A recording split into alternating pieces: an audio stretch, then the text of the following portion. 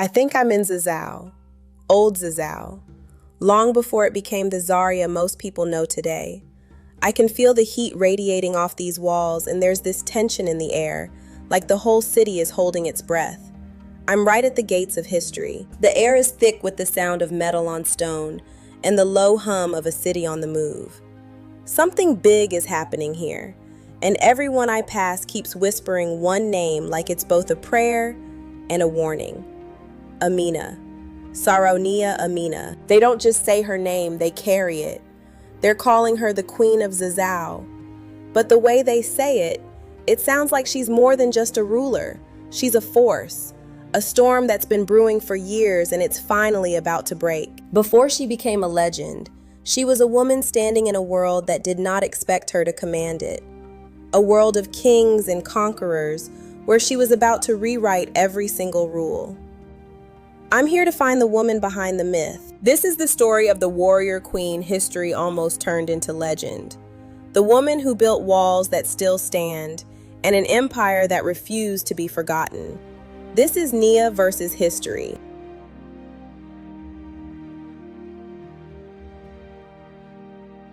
To understand Queen Amina, you cannot start with the crown.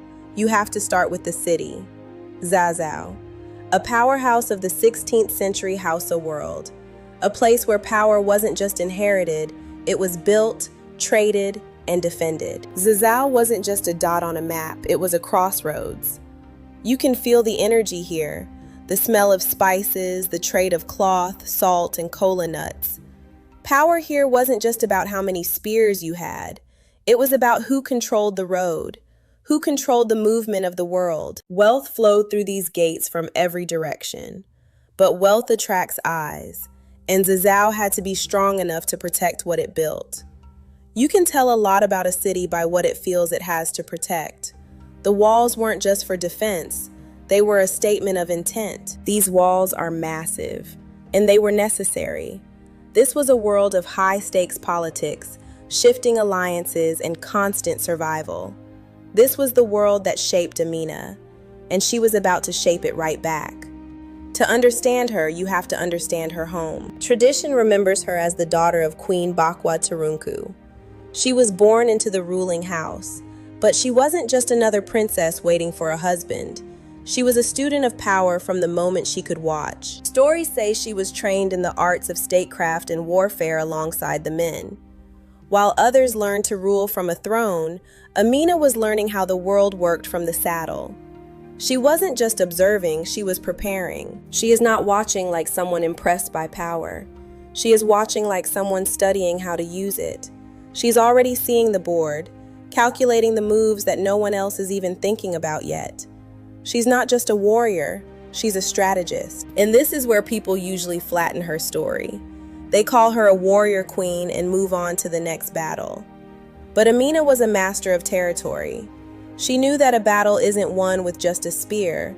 It's won with logistics, trade, and knowing exactly where your enemy is weakest. Her mother, Queen Bakwa, is remembered as a ruler who stabilized Zazzau.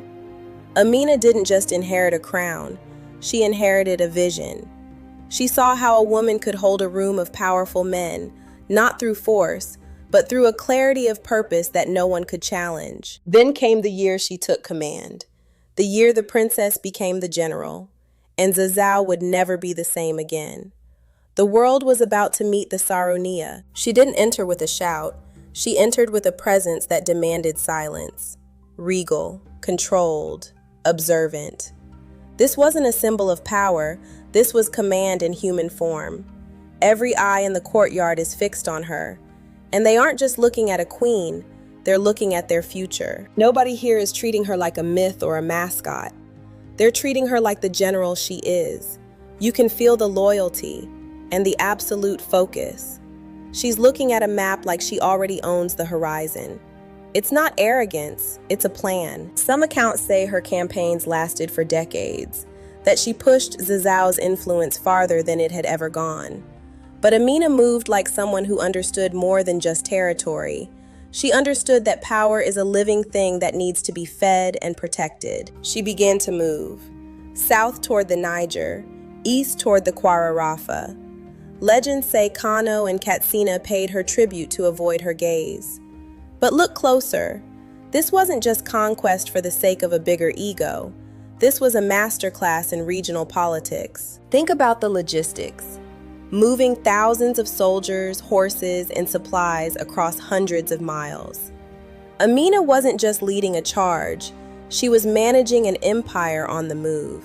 She understood that an army travels on its stomach and its trade routes. It was about who controls the road, who feels safe trading their goods. Amina was building a network of power that turned Zazzau into the heartbeat of the region. Wealth didn't just happen to Zazzau. Amina secured it with every single mile she claimed. When we hear conquest, we imagine a battle and then the story ends. But here, conquest is just the beginning. It's about security. It's about who the world fears and who it respects. And Amina made sure they respected Zazzau. She made them realize that Zazzau was the center of the world. But the thing that made Amina's name survive wasn't just where her armies went. It was what she left behind. Across the Hausa world, they still call them Amina's walls. Ganuwar Amina. They are the fingerprints of her power left on the land itself. Whether she built every single one or just inspired the era of fortification is a debate for the books. But the message is clear. Walls are more than just earth. They are an organization, a statement that power lives here and it isn't going anywhere. She was building a future that could defend itself. Walls tell enemies to stay back. They tell traitors they're safe. And they tell history that someone was here with the vision to protect a culture. Amina didn't just fight for her own glory. She built for centuries. She gave Zazzau the bones it needed to survive. But this is where history and legend start arguing with each other. Because when a woman becomes this powerful, the records often struggle to keep up. Some say she lived in the 15th century, others say the 16th. Some say she was a queen, others a princess who never officially took the throne. Some call her a myth. But history isn't just what gets written down in imperial archives. Sometimes, history survives in the praise songs people still sing, in the names of cities, in the very dirt of these walls, in the memory of a name that refused to be forgotten, no matter how much time passed. Amina is a fact of life here. For many African leaders, especially women, the archive is incomplete. But incomplete doesn't mean unimportant. I think Amina was just too large for the small boxes historians wanted to put her in. They had to call her a legend because they couldn't handle the reality of her power. She is the evidence that the story is bigger than the record. So why does she still matter? Why does Nia versus history even come here? Because Queen Amina challenges every single narrow idea people have about African history. She shows us a world of complex politics, massive military might, and a leadership that was as strategic as it was bold. She wasn't just an exception to her world. She was a master of it. She expanded the limits of what people thought a woman, a ruler, and a house estate could achieve. She didn't just rule Zazzau, she defined an entire era of West African history. She proved that power has no gender, it only has vision. So when people tell you that African history has no queens, no generals, no strategists, or no cities, bring them here. Bring them to Zazzau. Let them see the walls Amina built. Let them hear the hooves of her cavalry. Let them see that history is alive, if you're brave enough to look for it. I came looking for a warrior queen. I think I found something bigger.